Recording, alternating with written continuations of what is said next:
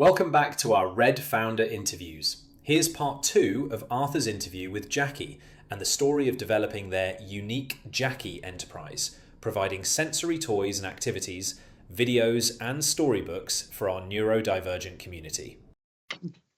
Talking about the book, which is quite, because starting with the thingy, selling those products in the market. So my plan now is to, I've still got those stories and I still want to get those stories out. So my plan is to start doing stop motion videos of some of the shorter stories. My brother's actually offered to help me with some of the photography, which is great because he's offered to do it, to do the photography, and then he only gets paid if the book does well. But that at the moment that gives me a chance to sort of build up the funds to be able to self-publish, because I'm not going through a publisher, I'm doing it myself. So in the meantime I'm selling my current book and my thingies and focusing on my health to sort of like be able to maintain this for the long term.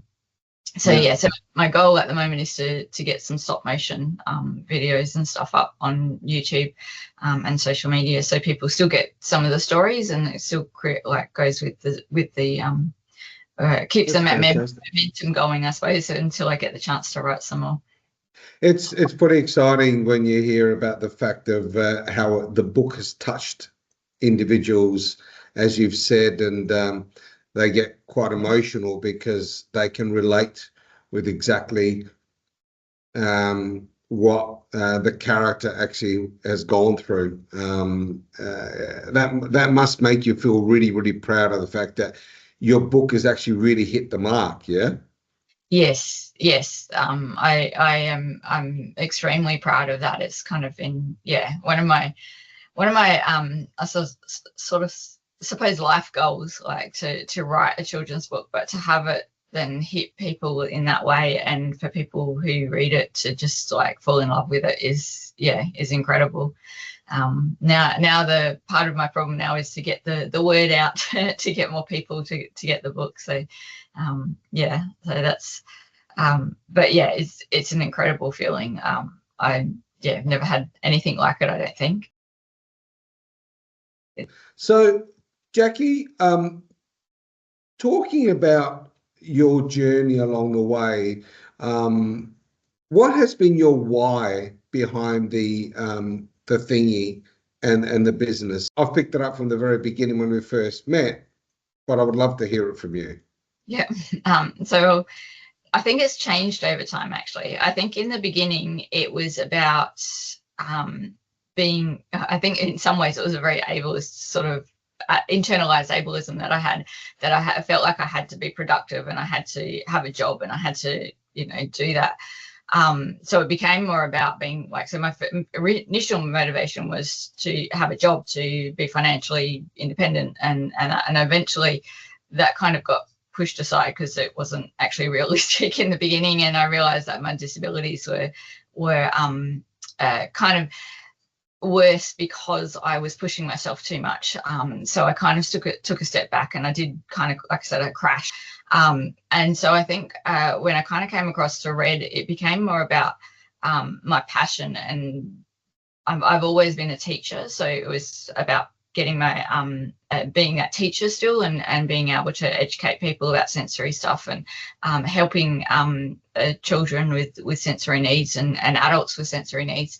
Now I think it's more about I love still helping people. That's a huge part of it, but it's also about socializing and getting out in the community and being proud of who I am, and getting all these creative ideas and sharing that with other people, and creating my own community and being part of a bigger community. So it's kind of my motivations have sort of changed. But I think at the core, probably throughout it all, has been that I like to help people. I like to support people, and that makes me feel good. I've always been heavily involved with volunteering and things in the past. So this is kind of like that shift to be able to still continue to help people and still care about people and still do that in a different way. In a way that I could still manage. Yeah. Yeah. I remember at one of our events that we had, one of the social events that we had at Red, going back a little while now, and you spoke about what the impact it had in terms of getting you out, getting you out into the markets, the social impact for you was very, very strong.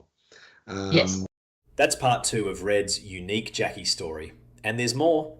Open part 3 and see how Jacky shares the other benefits of an entrepreneurial mindset, running a micro enterprise, and how the Red program worked for them as they turn their lived experience into products and content that supports the neurodivergent community.